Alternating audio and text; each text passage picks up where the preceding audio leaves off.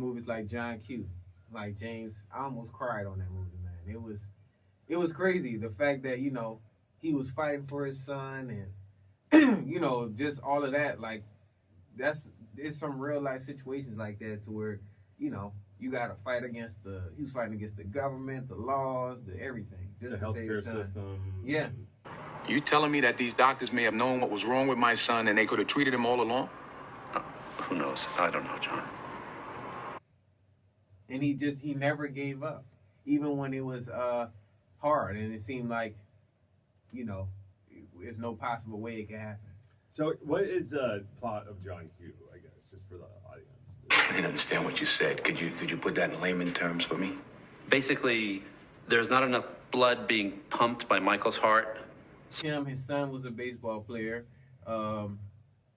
He fell out on the field, had a heart condition.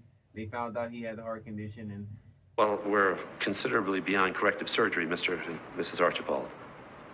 Mike's heart is useless. He's going to need a transplant or he's going to die. to try to get it, he had to find a separate heart. That cost a lot of money. They was hustling to get the money. Then he was willing to give up his heart. Take mine. What? You heard me. Take my heart and you put it in Mike. Just to save his son. So he was willing to do anything to pretty much save his son. So. Oh, yeah. That it's got to be a really difficult character to step into because Yes. it sounds like it's incredibly emotional. It is, and it's like he had, like, for me it was like nerve-wracking because we don't know, okay, is his son gonna live, this and that. Like it's real nerve-wracking once you get deep into it. So could you imagine anybody else playing the main role there? I'm not asking you anymore, doctor.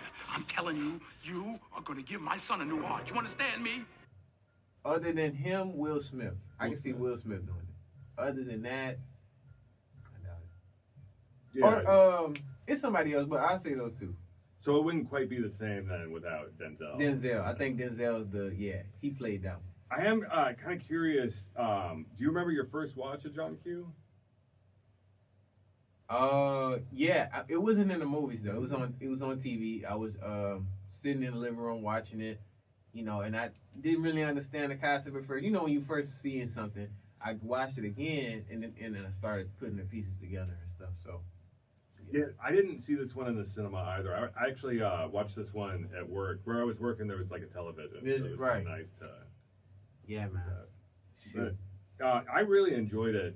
Like watching it all the way through the first time. Oh yeah, it was good. It's one of those movies where you kind of have to finish it once you start it. 'Cause Yeah, if you stop, can't just then- stop it. Like you gotta really pay attention. Like you can't be on your phone. Like you gotta really, cause you're gonna miss something, and then it's like you now you're confused. Yeah, and what did you think about the way that he had to connect with the main actor Daniel E. Smith, who plays his son?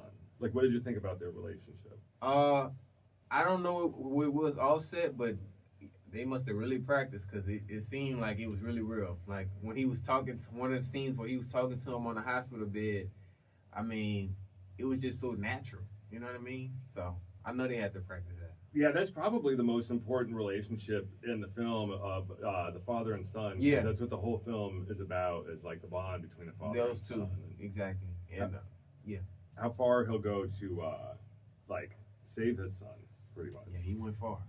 He definitely went far.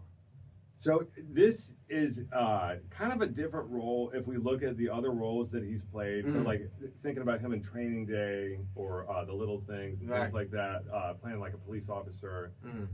But this was right after Training Day where he played kind of the main villain in that movie. Right. Training Day, man. I mean, I'm gonna do a skit on Training Day, y'all. But Training Day, he was a menace. What did you think about him having to like kind of calm down his character for this one, for John Q afterwards? Do you think it was difficult for him to make that transition? Probably a little bit, because it's like you in two different modes. You going from, well, not, I don't feel like it was too much of a transition, but it's definitely a kind of challenge from going to emotional to straight savage. He was savage on that one.